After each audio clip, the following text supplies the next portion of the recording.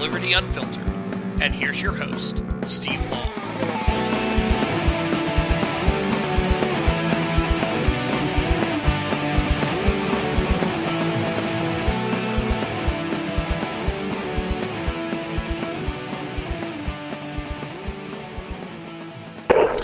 Hey folks, this is Steve Long. You are listening to Liberty Unfiltered. I am back from the grave, so to speak. I missed last week, if you hadn't noticed, due to illness. Been trying to shake this sinus infection for, God, it feels like 2 weeks now. Anyway, I'm back, and we've got a very interesting and educational show for you tonight. It's all about living in a stateless society, and joining me tonight to discuss this topic is a representative from Center for a Stateless Society, Jason Byas. Jason, you with us? Mm-hmm. Yep. All right. Well, thanks for coming on, and thanks for coming on to Liberty Unfiltered tonight to talk to us about stateless societies. Mm-hmm. Now, you are a writer, contributor, whatever you want to call it, to the organization Center for a Stateless Society, correct? Mm-hmm. That's correct. Right. Well, let's just start off by telling us a little bit about the organization. Okay.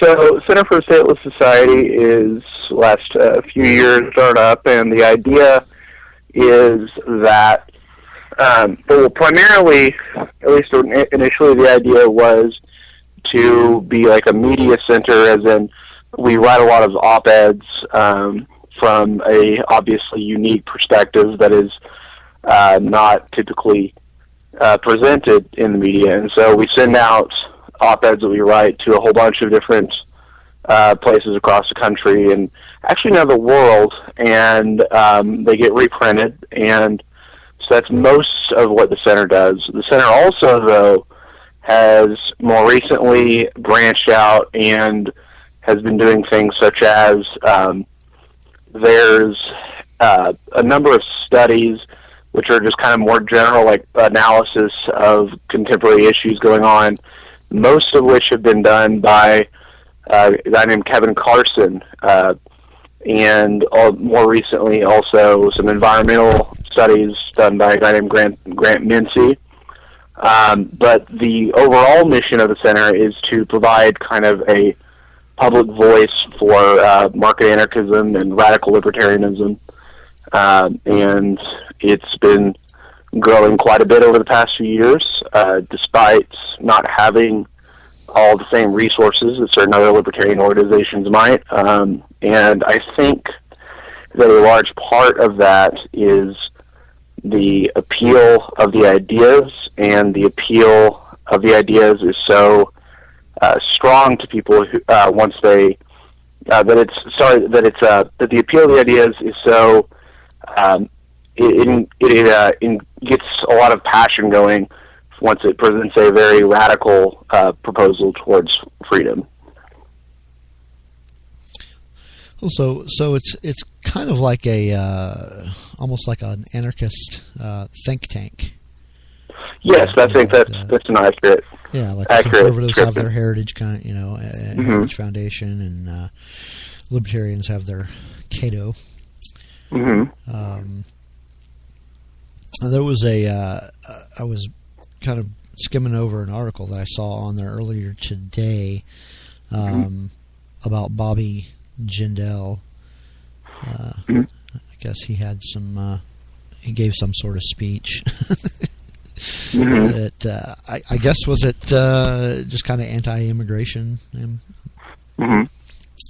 For those of you that are in the chat room or haven't made it to the chat room yet, you can get to the chat room by going to vigilantlibertyradio.us/chat. I did go ahead and post a link to the organization's website, and if you're not in the chat room, it is c4ss.org.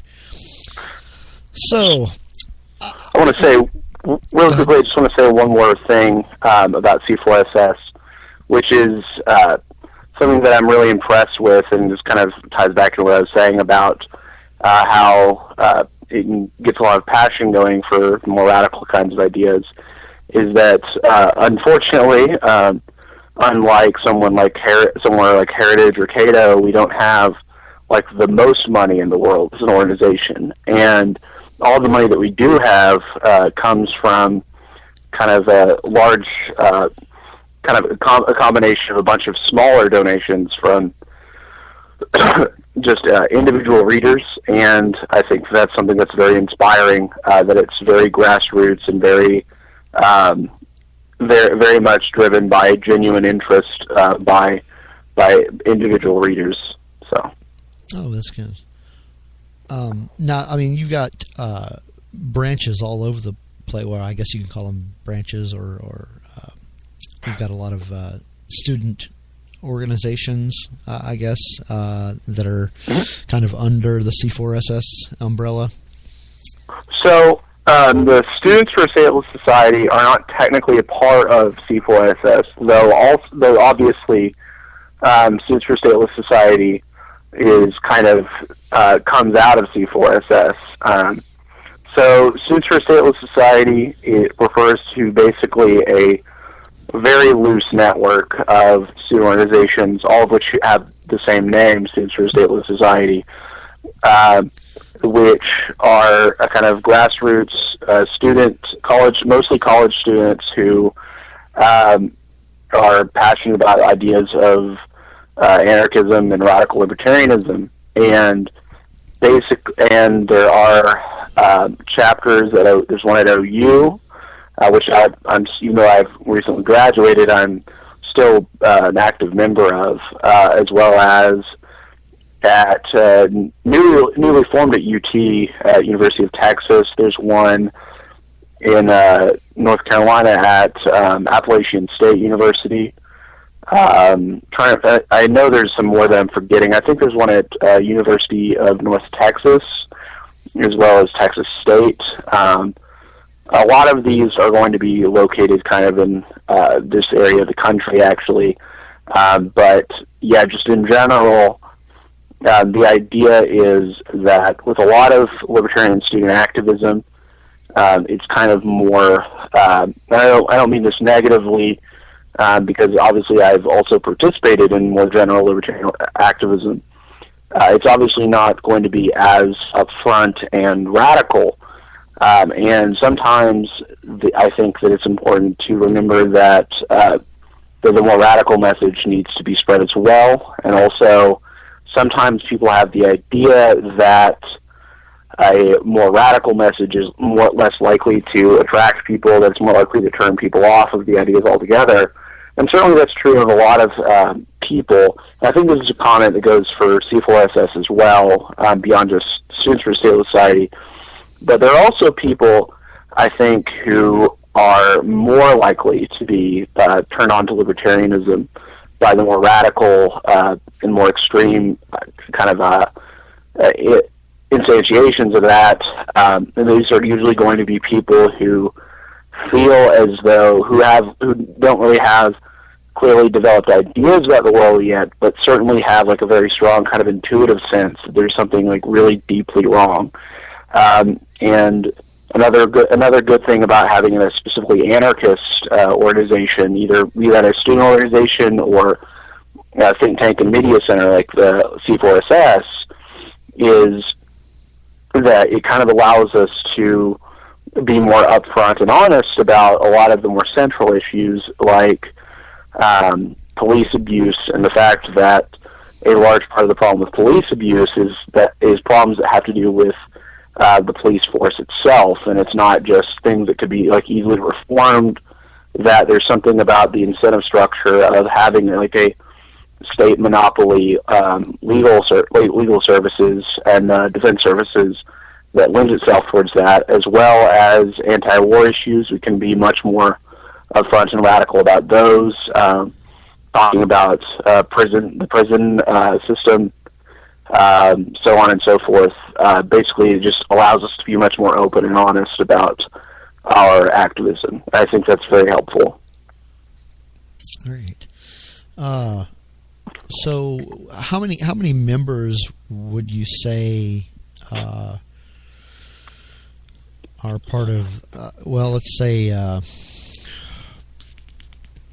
guess here locally in University of Oklahoma. Mm-hmm. How many active members would you say are a part of that? Right. So that's actually kind of difficult to calculate, I think. But depending on how you count that, I would say that we have anywhere from 12 to 40. And the reason I say 12 to 40 is because there's certainly a core group of people who are pretty much there all the time.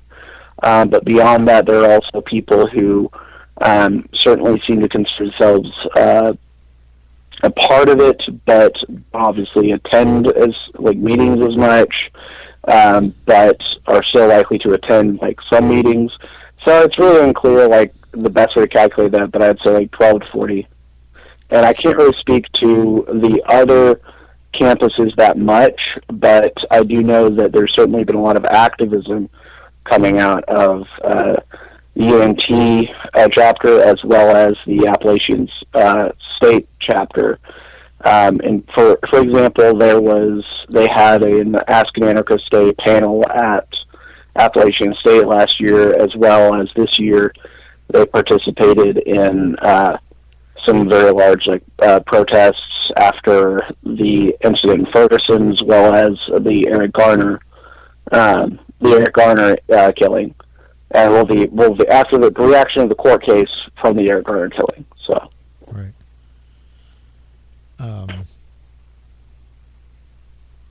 I can imagine it'd probably be kind of hard for an organization to get a lot of activity, specifically here in Oklahoma, because it's such it's just such a big conservative state. Mm-hmm. You'd almost think that there aren't a whole lot of room for these alternative views. Mm-hmm. So the fact that you're getting any activity at all is definitely worth mentioning. Yeah, I mean, one thing I'll say about that really quickly is it's kind of nice, though, to be promoting radical ideas in a more kind of conservative area, just because it's something that people don't feel like they've heard all the time already. That if you are the college Republicans, then people aren't going to be that fazed by seeing you tabling on the South Oval at OU. But if you have a large banner that says "Don't vote," or if you are waving black flags and have a bunch of anarchist literature, exactly, yes.